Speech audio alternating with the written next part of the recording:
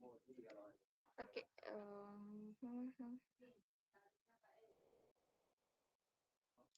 Assalamualaikum warahmatullahi wabarakatuh.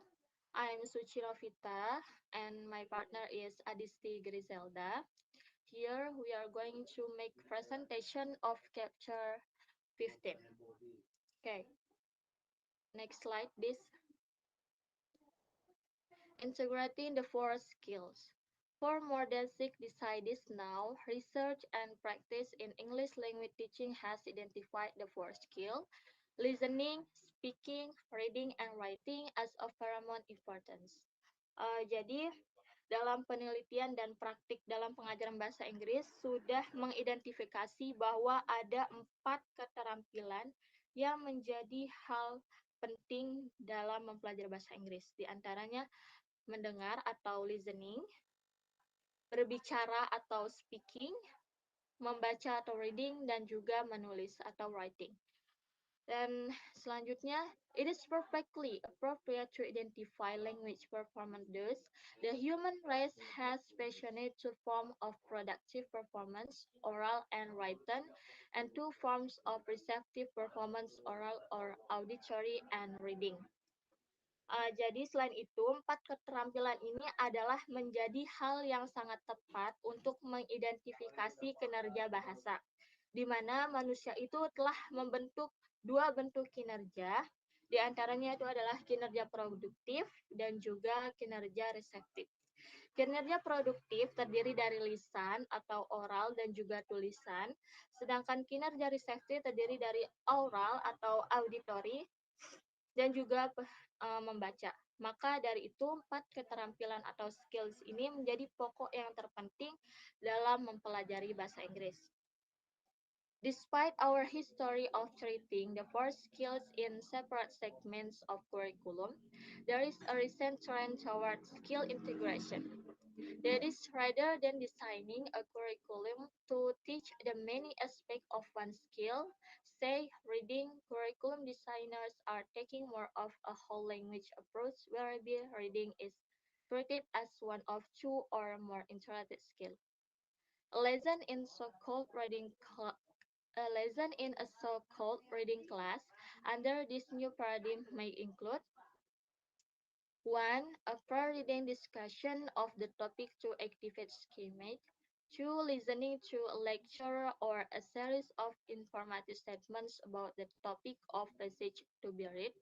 3. A focus on a certain reading strategy, say scanning. And number 4 is writing a paraphrase of a section of the reading passage. Jadi, dalam sejarah ada yang memperlakukan 4 skills ini dalam segmen kurikulum yang terpisah. Artinya, daripada merancang kurikulum untuk mengajarkan banyak aspek dari satu keterampilan, maka katakanlah membaca atau reading, yaitu di mana perancang kurikulum mengambil lebih banyak pendekatan bahasa utuh, di mana membaca diperlakukan sebagai salah satu, 2 atau lebih keterampilan yang saling terkait. Jadi selain itu juga, kursus yang berhubungan dengan keterampilan membaca atau reading, kemudian juga akan berhubungan dengan skill-skill lain seperti listening, speaking, dan juga writing. Sehingga ini yang disebut dengan menuju integrasi keterampilan. Oke, lalu pelajaran dalam apa yang disebut kelas membaca? Berikut ada beberapa paradigma baru yang termasuk dalam membentuk kelas membaca. Jadi satu, a pre-reading discussion of the topic to activate schemate. Jadi diskusi topik sebelum membaca untuk mengaktifkan skema. And number 2, listening to a lecture or a series of informative statement about the topic of passage to be read. Jadi mendengarkan ceramah atau serangkaian pernyataan informatif tentang topik bacaan yang akan dibaca. And number 3, a focus on a certain reading strategy, say, and scanning. Jadi fokus pada strategi membaca tertentu, katakanlah seperti pemindaian. And number 4, writing a paraphrase of a section of the reading passage. Jadi menulis parafrase dari sebagian bacaan. Nah, kelas membaca ini kemudian menjadi model bagi siswa dalam mengintegrasikan kehidupan nyata dari keterampilan bahasa. membuat mereka juga memahami hubungan antara beberapa keterampilan dan juga memberikan guru banyak fleksibilitas dalam menciptakan pelajaran yang menarik dan juga memotivasi. Oke, next slide, please.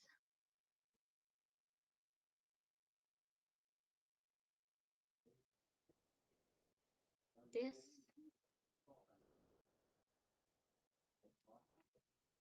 Okay. Why integration? The integration of the four skills is the only plausible approach within a communicative interactive framework. Most of the interactive techniques already described or referred to in this book involve the integration of skill. Jadi, uh, apa namanya? Integrasi dari keempat keterampilan ini adalah satu-satunya pendekatan yang masuk akal dalam kerangka kerja yang komunikatif dan juga interaktif. Selain itu juga, sebagian besar teknik interaktif yang telah dijelaskan atau dirujuk dalam buku ini melibatkan integrasi keterampilan. Uh, the following observation support such technique, seperti pada pengamatan berikut mendukung teknik tersebut diantaranya. One, production and reception are quite simply two sides of the same coin. Jadi produksi dan penerimaan adalah dua sisi mata uang yang sama. Ibarat satu koin itu tidak dapat dibagi menjadi dua. Jadi begitupun dengan integrasi keterampilan, maka akan menjadi pembaruan atau produksi dan keterkaitan yang membentuk satu kesatuan yang utuh. And number two, interaction means sending and receiving message. Artinya interaksi berarti mengirim dan juga menerima pesan. Jadi interaksi yang berarti juga mengirim dan juga menerima pesan. And number three is written and spoken language often but not always. Jadi jangan terlalu sering atau berlebihan dalam menerapkan bahasa tertulis dan juga lisan, tetapi harus dikombinasikan atau diintegrasikan dengan yang lain juga. And number four, for literate learners, the interrelationship of written and spoken language is an intrinsically motivating reflection of language and culture and society. Jadi, number four, bagi pembelajaran melek huruf, keterkaitan bahasa tulis dan juga lisan merupakan refleksi motivasi intrinsik dan bahasa dan juga budaya dan juga masyarakat. And number five, by attending primarily to what learners can do with language and only secondarily to the forms of language. Jadi, memperhatikan apa yang dilakukan pembelajar dengan bahasa dan juga pada bentuk-bentuk bahasanya. And number six, often one skill will reinforce another. Jadi seringkali satu keterampilan itu akan memperkuat keterampilan lain. Seperti kita belajar berbicara atau speaking, misalnya sebagian dengan meniru apa yang kita dengar, dan kita belajar menulis dengan memeriksa apa yang bisa kita baca. And number seven, proponents of the whole language approach. Jadi karena hal ini telah menunjukkan kepada kita bahwa di dunia nyata penggunaan bahasa sebagian besar kinerja alami tidak hanya melibatkan integrasi atau lebih keterampilan, tapi juga hubungan antara bahasa dan cara kita berpikir dan juga bertindak. Oke, next slide, please.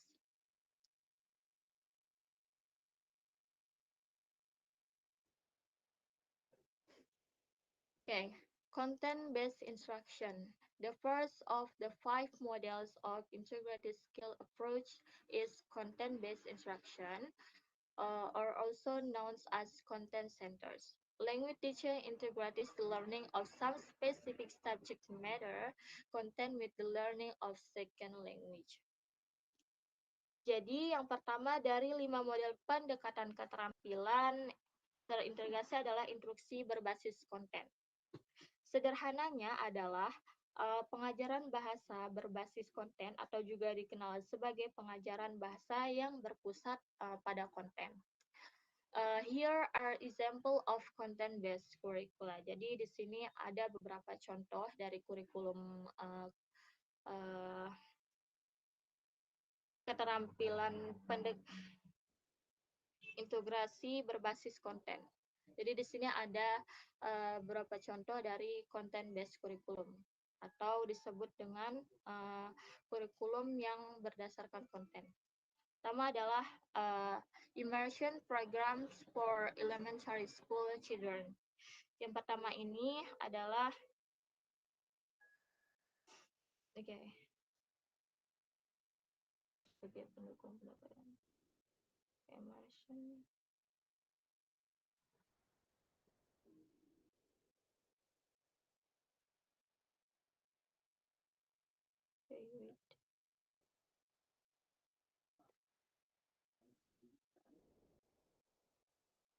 Jadi immersion program for elementary school children itu program imersi untuk anak sekolah dasar.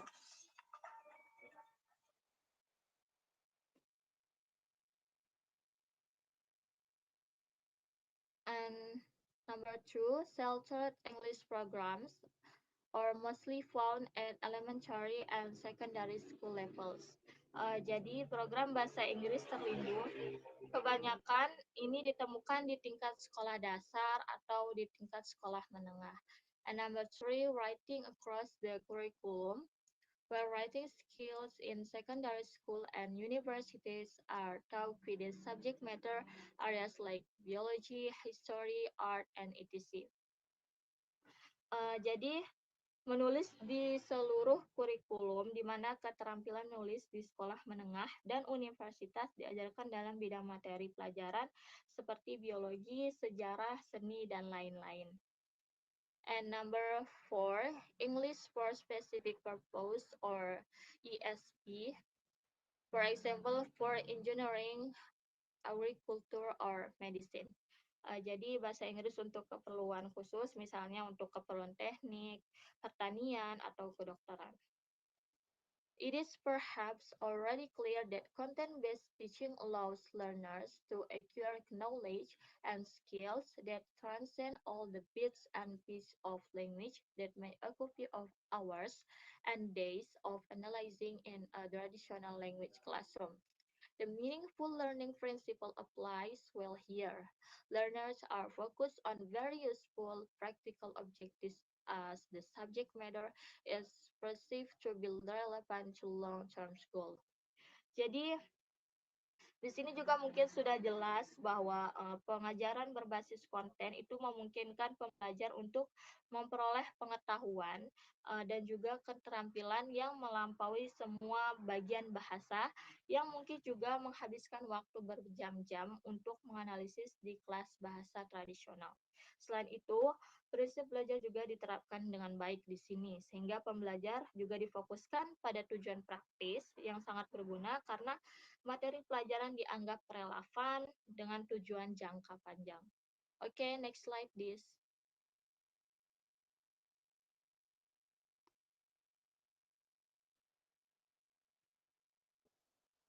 Time-based instruction. Time-based instruction provides an alternative to what would otherwise to be traditional language classes by structuring a course around themes or topics. Time-based curricula can serve the multiple interests of students in a classroom and can offer a focus on content while still adhering to institutional needs for offering a language course. Oke, jadi instruksi berbasis tema memberikan alternatif untuk apa yang seharusnya menjadi kelas bahasa tradisional dengan menyusun kursus di sekitar tema atau topik. Jadi kurikulum berbasis tema dapat melayani berbagai minat siswa di kelas dan dapat menawarkan fokus pada konten sambil tetap mengikuti kebutuhan institusional untuk menawarkan kursus bahasa.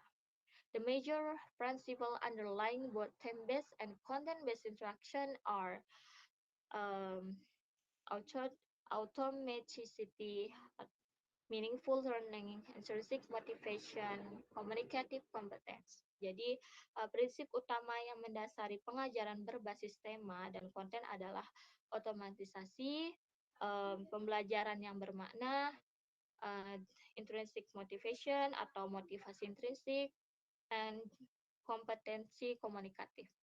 These principles are well served by theme-based instruction or by courses that are successfully able to get students excited and interested in some topic, issue, idea, or problem. Jadi prinsip-prinsip ini disajikan dengan baik oleh pengajaran berbasis tema atau oleh kursus yang berhasil membuat siswa bersemangat dan tertarik pada beberapa topik, isu, ide, atau beberapa masalah juga. Oke. Banyak buku teks ESL saat ini, terutama di tingkat menengah hingga lanjutan, menawarkan program studi berbasis tema. Topik yang menantang dalam buku teks ini melibatkan rasa ingin tahu dan meningkatkan motivasi siswa saat mereka bergulat dengan berbagai masalah kehidupan nyata, mulai dari yang sederhana hingga yang kompleks, dan juga meningkatkan keterampilan linguistik mereka. Oke, next slide, please.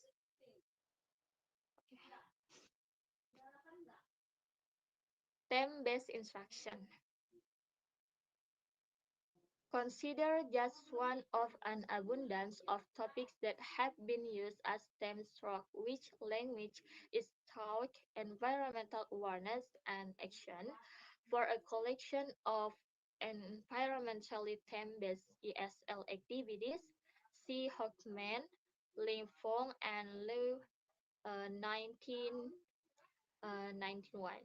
Here are some possible theme-based activities. Jadi ada satu dari banyak topik yang digunakan sebagai tema melalui bahasa yang diajarkan adalah environmental awareness and action. Here are some possible theme-based activities. Berikut adalah beberapa kegiatan berbasis tema. 1. Use environmental statistics and fake for classroom, reading, writing, discussion, and debate. Jadi, gunakan statistik dan fakta lingkungan untuk membaca, menulis, berdiskusi, dan berdebat di kelas.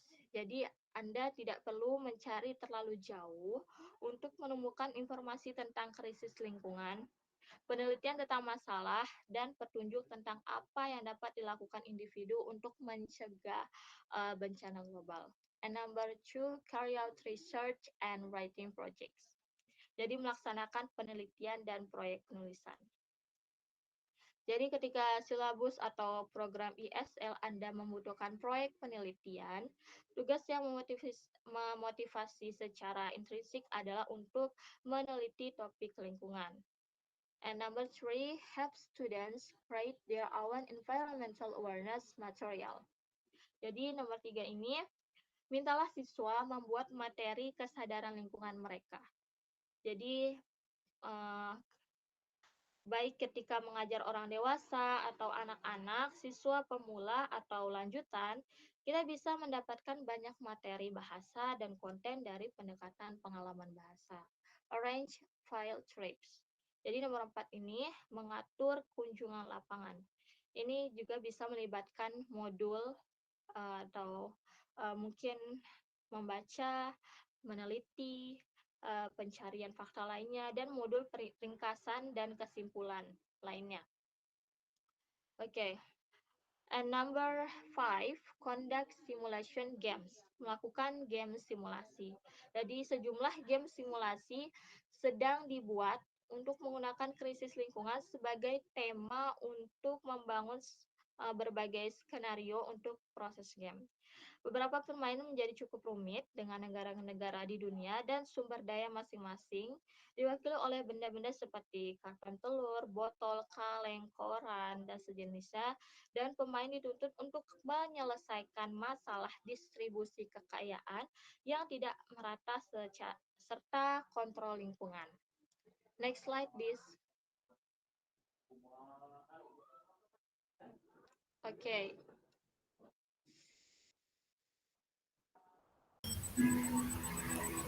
Okay, next is experiential learning.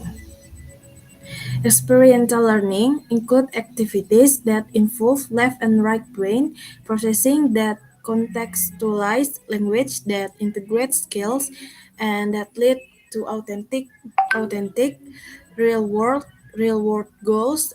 Real world goals. Experiential learning is a phrase that describe everything in the last five chapters of this book. But what experiential learning emphasizes is giving students a concrete experience in which they discover the principle of language, even if unconsciously, by trial and error, by processing feedback and constructing hypotheses about language. Jadi, pembelajaran eksperiensi mencakup aktivitas yang melibatkan pemrosesan otak kiri dan otak kanan yang mengkontekstualisasikan bahasa, yang mengintegrasikan keterampilan, dan yang mengarah pada tujuan dunia nyata dan otentik. Pembelajaran berdasarkan pengalaman adalah ungkapan yang menggambarkan segala sesuatu dalam 5 bab terakhir pada buku ini. Tetapi, yang ditekankan oleh experiential learning adalah memberi siswa pengalaman konkret di mana mereka menemukan prinsip-prinsip bahasa, bahkan jika secara tidak sadar, dengan coba, atau bisa juga disebut dengan coba-coba, dengan memproses umpan balik dan dengan membangun hipotesis tentang bahasa. According to Maurice Kitten and Pamela Tate, experiential learning is in direct contrast with the reality being studied. Learning technique based on experience tend to be learner-centered. Example of learner-centered experiential technique include life projects such as nature project. 2. Research project, cross-cultural experience such as campsite, field trip, and field trip. Uh, Third, role-playing and simulation, using props, realia, visual, performance section, and stories. One particular form of experiential learning that has been quite popular in elementary school teaching for this site is language experience approach, or LEA, is an approach to native language reading skill.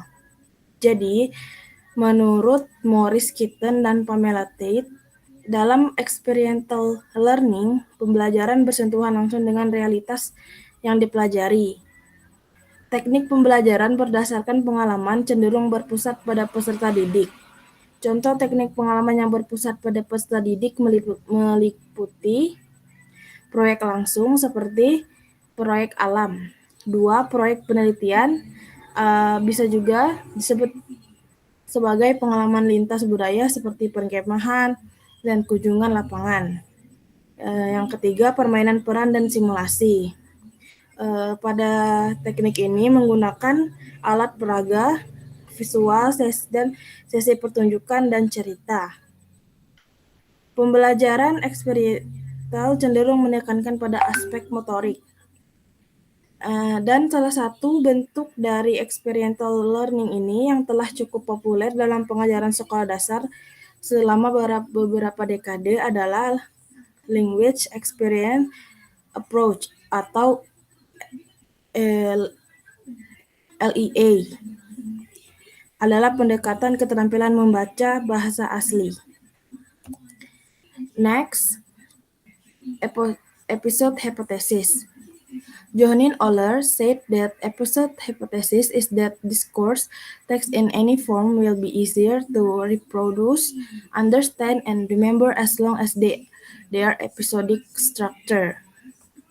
What this means is that language presentation is in change if students receive closely related sentences in episode that arouse interest rather than in discontinuous series of sentence. The episode of hypothesis is more than just meaningful learning. How does the episode hypothesis contribute to or relate to integrate skill teaching? Here are some possible ways. First, stories. Teacher and textbook writers to present interesting and natural language, whether the language is seen as a discourse or an oral interview. Two, episode can be presented in written or oral form. Jadi hipotesis episode adalah menurut Johnin Oler menyebut hipotesis episode adalah teks wacana yang dalam bentuk apapun akan lebih mudah untuk direproduksi, dipahami, dan diingat sejauh terstruktur secara episodik. Artinya adalah bahwa penyajian bahasa ditingkatkan jika susah menerima kalimat yang saling berhubungan dalam episode yang membangkitkan minat daripada dalam rangkaian kalimat yang terputus. Hipotesis episode lebih dari sekadar pembelajaran bermakna. Dan berikut ini adalah beberapa cara yang mungkin dalam teknik episode hipotesis. Yang pertama, cerita.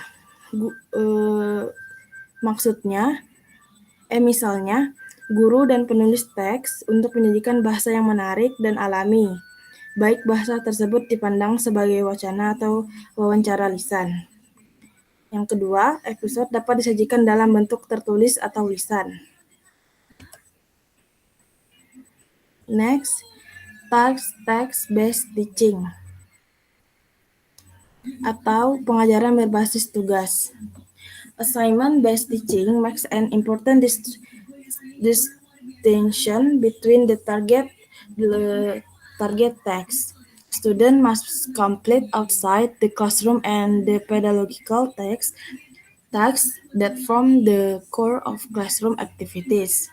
Pedagogical assignment include one of a series of techniques designed ultimately to teach students to perform the target text. Klimaks pedagogical tasks engage students in some form of simulation of the target task itself, e.g., through role-play simulation, where certain roles are assigned to pairs of learners.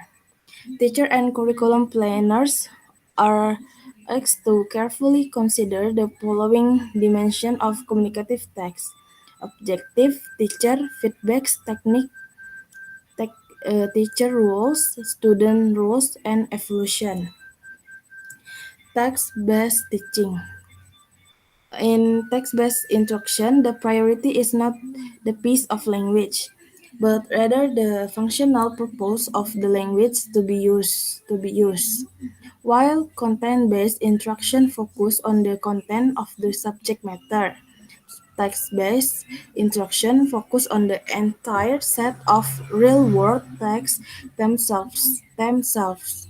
Input for assignment can come from a variety of authentic sources.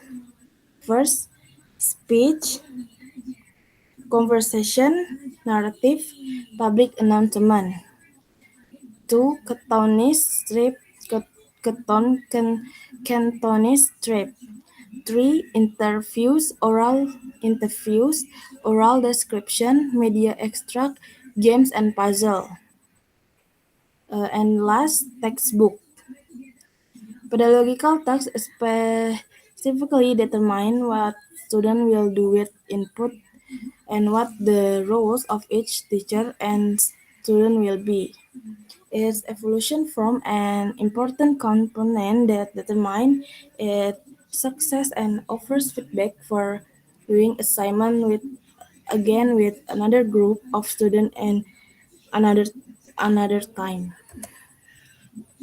Jadi, dalam pengajaran berbasis tugas, membuat perbedaan penting antara tugas target yang harus diselesaikan siswa di luar kelas dan tugas pedagogisis yang membentuk inti kegiatan kelas.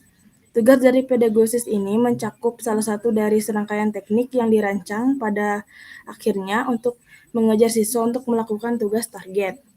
Tugas pedagogisis klimaks melibatkan siswa yang dalam beberapa bentuk simulasi tugas target itu. Misalnya melalui simulasi permainan peran, di mana peran tertentu diberikan kepada pelajar. Dalam instruksi berbasis tugas, prioritasnya bukanlah potongan-potongan bahasa, melainkan tujuan fungsional dari bahasa yang akan digunakan.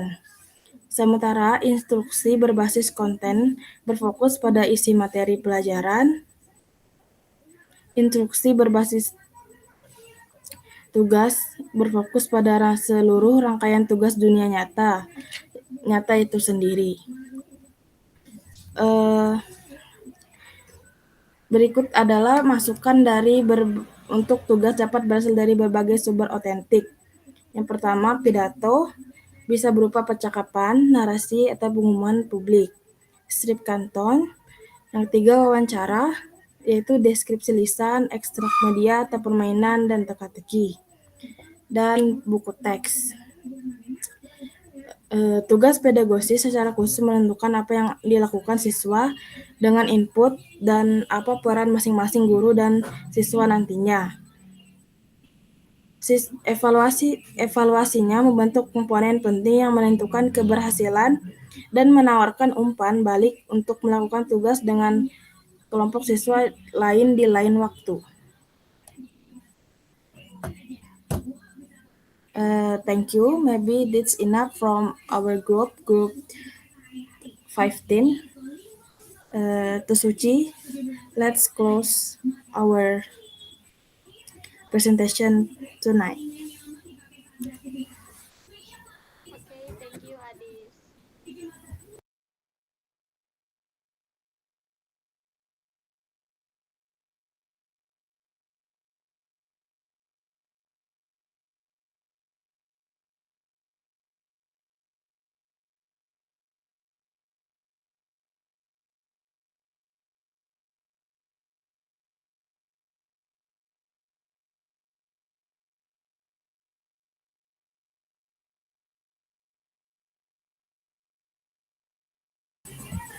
Langsung tutup sih.